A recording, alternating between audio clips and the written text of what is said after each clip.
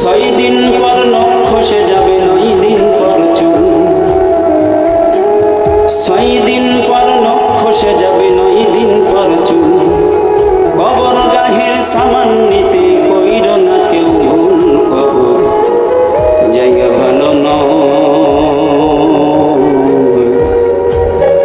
আমল দিয়ে কবর গৃহ সাজিয়ে নিতে হয়। কবর জায়গা ভালো নয়, আমল দিয়ে কবর গৃহ সাজিয়ে নিতে হয়।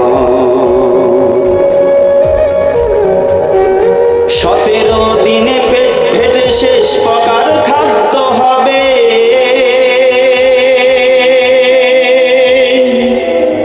60 দিন পর গোশ থাকবে না, কঙ্কাল পরে রবে।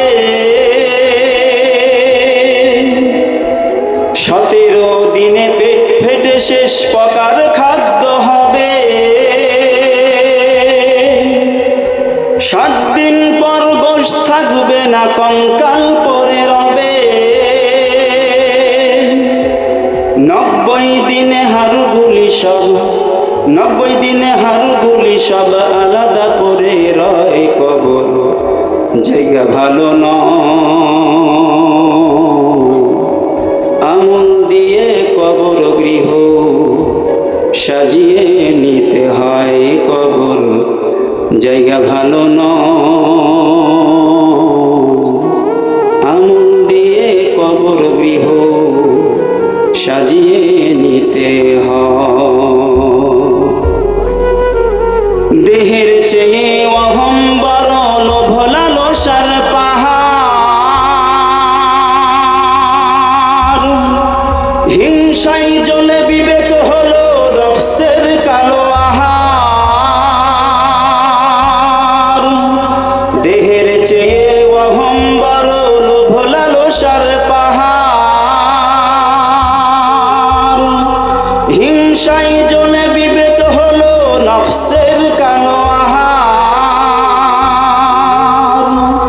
হামান কারণ সবারই এই পরিণতি পরিচয়। কবর জায়গা ভালো নয়, আমল দিয়ে কবর গৃহ সাজিয়ে নিতে হয়। কবর জায়গা ভালো নয়, আমল দিয়ে কবর গৃহ সাজিয়ে নিতে হয়। 6 দিন পর নখ খসে যাবে 9 দিন পর চুল। কবর গ্রাহের সামান নিতে কইর না কেউ ভুল। কবর জায়গা ভালো নয়,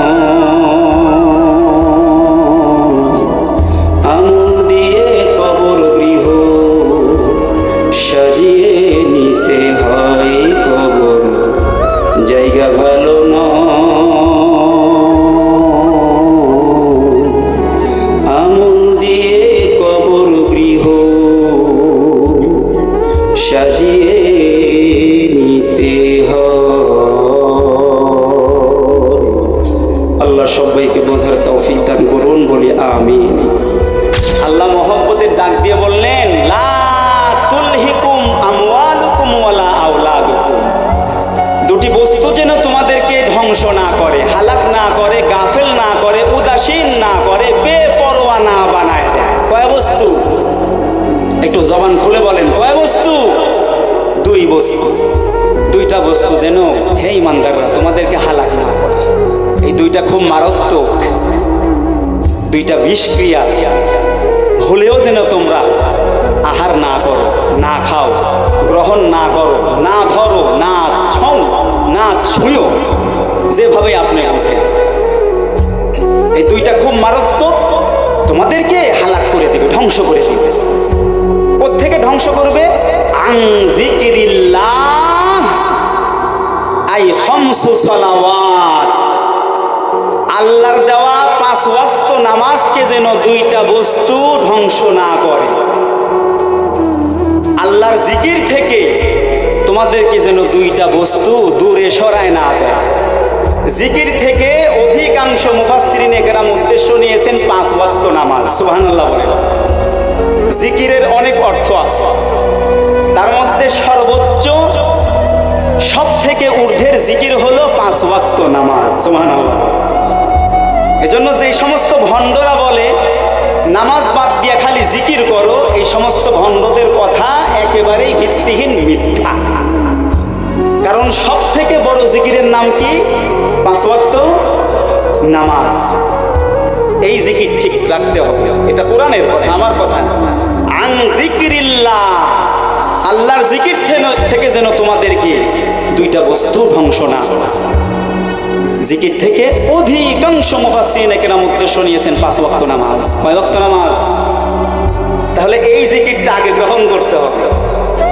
আমার যেই সমস্ত ভণ্ড বাবারা আছেন, এক মায়ের সন্তান যদি হয়ে থাকেন, আমার সামনে আসেন। জিকির থেকে উদ্দেশ্য কি? পৃথিবীর সমস্ত মুফাসসিরিনদের তাফসীর কিতাব খুলে যদি আপনি জিকির থেকে নামাজ ছাড়া অন্য কিছু উদ্দেশ্য বের করে দেখাইতে পারেন, তাহলে আমরাও নামাজ বাদ দিয়ে অন্যান্য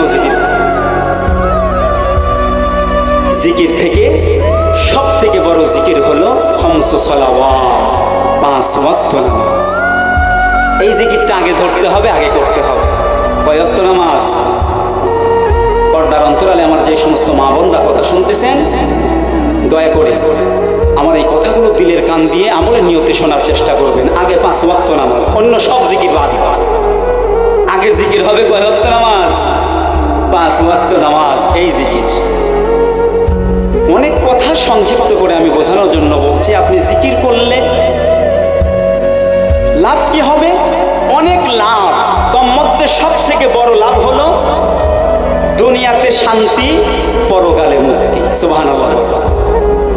এই 5 ওয়াক্ত নামাজ, এই জিকিরটা যদি আপনি করতে পারেন, দুনিয়াতে শান্তির ফয়সালা আল্লাহ করে দিবেন। আপনার রিজিকের কোনো তঙ্গে হবে না, অভাব হবে না।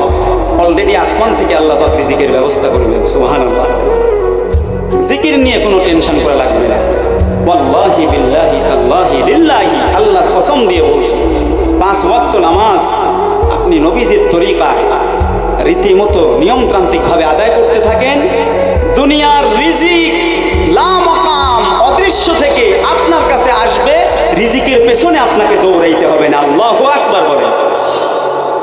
এই জিকিরটা আমাদের কাছে না থাকার কারণে আজকে আমাদের সব দিক থেকেই আমরা অভাবী, সব দিক থেকেই আমরা ক্ষতিগ্রস্ত, শারীরিকভাবে অসুস্থ, মানসিকভাবে টেনশনগ্রস্ত, ঘরে চাউল নাই, সন্তানের অসুখ, মা বাবার অসুখ, স্ত্রী রোগা, সব দিক থেকেই আমাদের বিপদ আর বিপদ। একমাত্র কারণ হলো 5 ওয়াক্ত নামাজ আমরা ছেড়ে দিয়েছি। অন্য জিকিরে আমরা খুব পায়ের উঠি প্রাধান্য দিচ্ছে, কিন্তু 5 ওয়াক্ত নামাজের গুরুত্ব আমাদের কাছে নেই। বরং আল্লাহর এমনও কিছু বান্দা আছেন নামাজ নিয়ে উপহাস করে, নামাজ পড়ি কে বড় লোক হবে বা কত, তোরা নামাজ করিস, তোর তো ইমানই ঠিক নেই, নামাজ দিয়ে কি করবি? আমি নামাজ না পড়তে পারি, তোর চাইতে আমার ইমান পাকা আছে। এই মরদ বাজারে আমি কিছু কিছু সময় শুনতে পাই, এই মরদরা খুব বক্তৃতা দেয়, অথচ এই মরদের, আমি তো এই গ্রামেরই সন্তান, নারী পোতা আছে, আমি খোঁজ লিয়া দেখছি দুনিয়ার সব থেকে বেশি অশান্তিতে এরাই আছে, কিন্তু মুখে স্বীকার করে না। ভাব ভঙ্গিমায় বোঝায় নামাজ ছেড়ে আমরা খুব সুখে আছি।